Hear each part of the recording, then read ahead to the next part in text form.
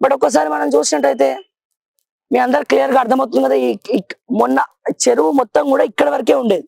So చెరువు మొత్తం కూడా చెప్పాలంటే ఇక్కడ వరకే ఈ చెరువు అనేది ఇక్కడ వరకే ఈ చెరువు అనేది ఉండేది. అది కూడా మొత్తం గడ్డి, బురద, తర్వాత మట్టి అంతా పేరుకపోయి చెత్త చెత్తగా ఉండేది. అసలు బాగా వాసన వచ్చేది, చాలా భయంకరంగా ఉండేది.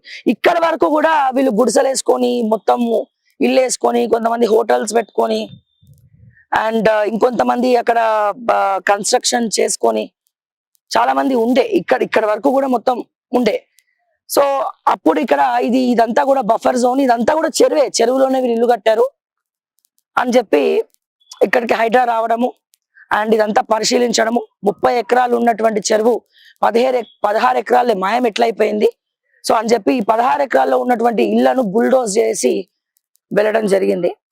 అయితే ఇక్కడ తప్పు ఎవరిది అంటే, ఎవరైతే వీళ్ళకి మాయమాటలు చెప్పి అమ్మినారో వాళ్ళది తప్పు. కానీ ఒక్కసారి ఈ సుందరీకరణ పనులు చూసాక చాలా మంచి పని చేసిందేమో, హైడ్రా చాలా మంచి పని చేసింది, రంగనాథ్ చాలా మంచి పని చేశారు ఈ విషయంలో.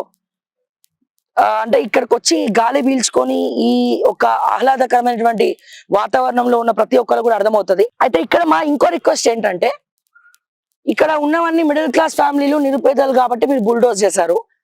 ఇంకా చాలా చెరువుల్లో పెద్ద పెద్ద కన్స్ట్రక్షన్స్ అదే అంటే ఇక్కడికి వచ్చే సుందరీకరణ పనులు చేసేటువంటి ధైర్యం, దమ్ము హైడ్రాకి, రంగనాథ్కి ఉన్నప్పుడు ఉన్నోళ్ళ దగ్గరికి వెళ్ళి, ఉన్నోళ్ళ కన్స్ట్రక్షన్స్ దగ్గరికి వెళ్ళి ఎందుకు చేయలేకపోతున్నారనే ప్రతి ఒక్కరి ప్రశ్న, తెలంగాణ ప్రజల ప్రతి ఒక్కరి ప్రశ్న. సో దయచేసి అతి త్వరలో దీనికి కూడా రంగనాథ్ గారు కానీ, రేవంత్ రెడ్డి గారు కానీ సమాధానం చెప్పాలి దయచేసి. అండ్ అక్కడ చూసుకున్నట్టయితే నార్సింగ్ లో మేము 3 సార్లు ఎపిసోడ్ చేసాము. అక్కడ మూసీ నదిలోనే ఆదిత్య కన్స్ట్రక్షన్స్ కడతా ఉన్నారు. అసలు ఫస్ట్ ఎక్స్పోజ్ చేసిందే ఓకే టీవీ. అక్కడికి వెళ్ళి మూసీ నదిలో ఆదిత్య కన్స్ట్రక్షన్స్ ని ఎక్స్పోజ్ చేసిందే ఓకే టీవీ. బట్ ఇప్పటి వరకు ఎటువంటి యాక్షన్ లేదు దాని మీద. ఎందుకని?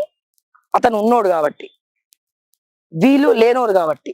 సరే లేనోళ్ళ ఉన్నోళ్ళ అనేది పక్కన పెడితే, బట్ అది ఇంకెంత బాగుంటది. నార్సింగ్ ఓఆర్ఆర్ దగ్గర ఆ మూసీని మళ్ళీ అద్భుతంగా దాన్ని అక్కడ కూడా మూసీ నదిని మీరు తీర్చిదిద్దుతే ఆ ఓఆర్ఆర్ అక్కడ ఎంత అద్భుతంగా కనబడుతుంది. ఇవే లైట్స్ అక్కడ కూడా ఉంటాయి ఆదిత్య కన్స్ట్రక్షన్స్ దగ్గర. ఇదే బ్యూటిఫికేషన్ అక్కడ కనబడుతుంది. అక్కడ ప్రజలు కూడా దీన్ని ఎంజాయ్ చేస్తారు. సో మేము కోరుకునేది అదే. సో ఒకసారి మీరు